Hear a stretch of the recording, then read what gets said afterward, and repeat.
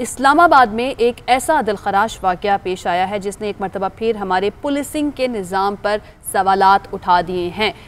तो इससे पहले कि आगे हम इस बारे में बताएं अपने नाज़रीन को, पुलिसिंग का निज़ाम आकर वज़ीर-ए-आज़म इमरान खान ने दुरुस्त करना था और उन्होंने बड़े दावे किए थे कि क्योंकि खैबर पख्तूनख्वा में जो पुलिस है उसको सियासत से पाक कर दिया गया है, तो अब पूरे मुल्क में भी ऐसा ही कानून हमें नज़र आएगा। लेकिन हुआ क्या, उमैर आप बताइए। इंतहाई अफसोसनाक वाक़या, और इस वाक़े को बयान करना भी हमारे लिए आसान नहीं है, लेकिन जिन लोगों पर ये बीती उनकी इस वक्त क्या हालत होगी हम इसको जान सकते हैं। कानून के मुहाफिज होने के दावेदारों ने एक बेगुनाह शहरी पर गोलियां बरसा दी और फिर उसे पुलिस मुकाबले का रंग देने की कोशिश की गई। इस दिलखराश वाक़े में 22 साल का नौजवान उसामा सत्ती जाँ बहक हो गया। उसामा सत्ती FSC का तालिब इल्म था आयशा, और न जाने उसने अपनी आंखों में क्या क्या ख्वाब उसके होंगे आंखों में, और अपने मुस्तकबिल अपने फ्यूचर के बारे में वो क्या क्या सोचता होगा, क्या क्या प्लानिंग करता होगा। लेकिन जो कानून के अंधे रखवाले हैं उन्होंने चंद ही लम्हों में वो तमाम जो ख्वाब हैं वो चकनाचूर कर दिए। बिल्कुल, उसके वालिद पर क्या गुजरी होगी जिसको अपना जवां साल लख्ते जिगर अपने हाथों से मनो मट्टी तले दफन करना पड़ा। अफसोस तो यह है कि हम इन वाक़यात से कोई सबक भी नहीं सीखते हैं। जब भी इस तरह का वाक़या होता है तो बड़े बड़े दावे किए जाते हैं। इसी तरह से हमने देखा कि जो वज़ीर दाखिला शेख रशीद साहब थे वो वहाँ पर गए, वफाकी वज़ीर मनसूबाबंदी असद उमर साहब उन्होंने भी ट्वीट भी किया और जाके बात भी की कि जो भी ज़िम्मेदार है उसको सज़ा दी जाएगी, कैफियत किरदार तक पहुँचाया जाएगा। लेकिन अब देखना ये है कि कुछ होता है या नहीं होता। इस्लामाबाद में ये वाक़या पेश आया और इस अफसोसनाक वाक़े के बाद इंतज़ामिया क्या सोच रही है, उसामा सत्ती के कत्ल की तहकीकात पर अब तक क्या पेशरफ हो सकी है, और इस्लामाबाद जैसे शहर को जराइम से पाक करने के लिए क्या हिकमत अमली इख्तियार की जाएगी, इन सब सवालों के जवाब के लिए हमारे नुमाइंदे असगर हयात ने डिप्टी कमिश्नर इस्लामाबाद हमजा शफकात से गुफ्तगू की है। जानते हैं कि क्या कहना है उनका सेफ सिटी इस्लामाबाद के बारे में। जी, डिप्टी कमिश्नर इस्लामाबाद हमजा शफकात हमारे साथ मौजूद हैं। इनसे हम पूछेंगे कश्मीर हाईवे पर जो दिलखराश वाक़या पेश आया। सर ये बताइएगा कि कश्मीर हाईवे पर दिलखराश वाक़या पेश आया, पोस्टमार्टम रिपोर्ट सामने आ गई है, तहकीकात इब्तदाई तहकीकाती रिपोर्ट में क्या चीज़ें सामने आई? पहली पेशी में ये तो कंफर्म्ड है कि जी ये मर्डर हुआ है, मतलब असैसिनेशन हुई है, और कॉज ऑफ डेथ भी जो है वो बुलेट्स वूंड ही हैं। अभी जो सारे फैक्ट्स हैं वो सामने वो हैं और उसको कोई डिनाई भी नहीं कर रहा।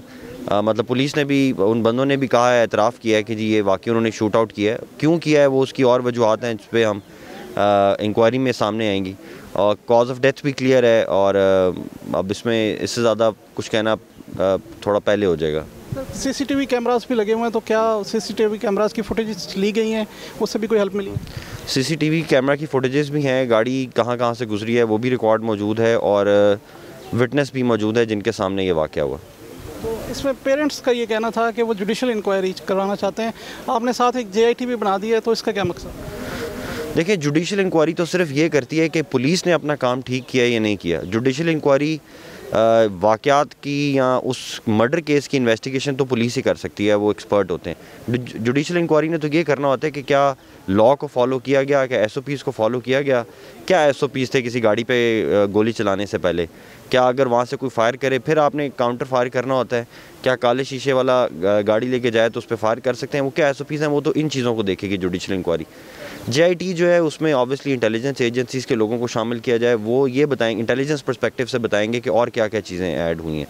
बाकी जो एक्चुअल जो कत्ल का FIR दर्ज हुई है, मेन तो वो केस है जिसमें IO डिप्यूट कर दिया गया है, वो IO बताएगा कि क्या हुआ है, कत्ल कैसे हुआ, वो बाकी सारी चीज़ें जो एक्चुअल मर्डर जिसमें पेरेंट्स इंटरेस्टेड हैं वो बताएगा। बहुत सारे लोगों का ख्याल है कि इस्लामाबाद में क्राइम रेट भी उसमें भी इजाफा हुआ है, तो आप क्या समझते हैं, नाके ख़त्म करने की वजह से या फिर ये इसकी कोई और वजूहत? नहीं, मैं तो इसको डिनाई करूँगा। सोशल मीडिया के ऊपर तो वाकई बहुत ज़्यादा आ रहा है कि बहुत ज़्यादा बढ़ गए हैं, लेकिन जो एक्चुअल स्टैट्स हैं वो तो ये शो कर रहे हैं कि 20% क्राइम कम हुआ है। तो अब लेकिन ऑब्वियसली सोशल मीडिया में इस्लामाबाद में कोई भी क्राइम हो, एक मगिंग भी हो तो नज़र आती है, on the other hand Karachi Lahore के अंदर बड़ी बड़ी डकैतियाँ, कत्ल भी नज़र नहीं आते। लेकिन इसके बावजूद इसका कोई बहाना नहीं है। पुलिस को थोड़ी सी ज़्यादा विजिलेंस करनी पड़ेगी, जो वो कर भी रहे हैं। 500 नए ऑफिशल्स का भी जो है रिक्रूटमेंट हो चुकी है पुलिस के मेन बॉडी के अंदर, उम्मीद करते हैं कि अभी इंशाल्लाह 10-15 दिन के अंदर चीज़ें काफ़ी कंट्रोल में आ जाएंगी। जी, डिप्टी कमिश्नर इस्लामाबाद हमजा शफकात हमारे साथ मौजूद थे और उनका यही कहना है कि कश्मीर हाईवे पर पेश आने वाले दिलखराश वाक़े की तहकीकात की जा रही हैं और CCTV जो कैमरे हैं उनका रिकॉर्ड भी तहवील में ले लिया गया है। जी, तो उसामा की नागहानी मौत पर उसकी वालिदा के दिल पर क्या गुजर रही होगी, इसका हम अंदाज़ा भी नहीं लगा सकते। वो अपने जिगर के टुकड़े के जुदा होने पर किसको कसूरवार समझती हैं, उन्होंने क्या कहा, आइए आपको सुनवाते हैं। मैं अपने दोस्त के साथ बाहर गया, उसको छोड़ने गया था। उसने मुझे यही कहा कि बस मैं अपने दोस्त को छोड़ के जल्दी आ जाऊंगा, बस और कोई वजह नहीं थी। उसामा की आप पूरी जिस चीज़ जगह ये रहा है पूछ सकते हैं कि वो कैसा बच्चा था। उसके दोस्तों से वो बहुत फ्रेंडली बच्चा था, बहुत मेरे साथ, मेरा तो वही दोस्त था। उसने हर बात मुझे बतानी होती थी, मुझसे पूछनी होती थी। उसने कहा बस, मैंने कहा जल्दी आना है, कहते हैं हाँ मैं जल्दी आ जाऊँगा। 12:30 मैंने उसे कॉल की, उसने कहा बस मैं आ रहा हूँ। फिर उसके बाद बस उससे कॉल मैंने की दोबारा तो उससे बात नहीं, उसका फ़ोन बंद था। लेकिन उसामा को बहुत बेदर्दी से मारा गया है, बहुत पुलिस ने दहशतगर्दी की है। उसामा अगर कोई मुजरिम भी था ना तो सिर्फ उसको गिरफ़्तार करते, उसको मारते ना। उसके पास कोई असला नहीं था, कोई उसकी अपने हिफाजत के लिए उसने गाड़ी में कोई चीज़ नहीं रखी हुई थी, कोई छुरी, चाकू, ईंट, पत्थर, गाड़ी के कागजात थे और उसका फ़ोन था और गाड़ी की चाबी थी और कुछ भी नहीं था। पुलिस की इतनी नफरी थी, मोबाइल उनकी, वैन्स उनकी, तो वो गाड़ी नहीं रोक सकते थे।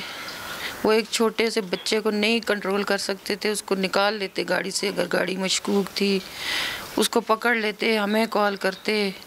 उन्होंने जानबूझ के उस पर अंधाधुंध फायरिंग की है और उसको बहुत बेदर्दी से मारा गया है। उसामा अपने इंसाफ के लिए खुद आवाज़ बुलंद करके गया है। उसने कहा जो गोलियां मैं खा रहा हूँ मेरा कोई दोस्त ऐसी गोलियां ना खाए, कोई माँ ये सदमा बर्दाश्त ना करे।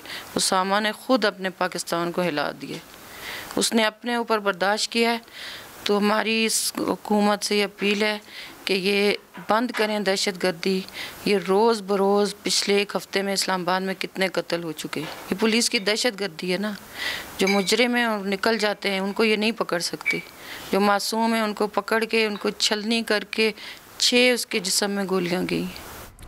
ये थी उसामा की वालिदा। और उमैर, आपने देखा कि उन्होंने जो वाक़या बयान किया है, हमारे भी भाई, बच्चे या दोस्त इसी तरह से अपने दोस्तों को छोड़ने के लिए जाते हैं कि हम बस थोड़ी देर के लिए आ रहे हैं। इस वाक़े के बाद अब ऐसा लगता है कि कोई भी महफूज नहीं है। और अगर हमारे भी भाई या छोटे भाई, बड़े भाई इस तरह से बाहर जाएंगे और हमें नहीं पता कि वो वापस आएंगे या नहीं आएंगे। और वो वालिदा वो कह रही हैं कि वो तो अपने लिए आवाज़ और पूरी दुनिया के लिए आवाज़ खुद से बुलंद करके गया है। अच्छा देखिए कितना तकलीफ दे है, ज़ाहिर है इस माँ के लिए। हम तो उसको बयान भी नहीं कर सकते, उसका सोच भी नहीं सकते।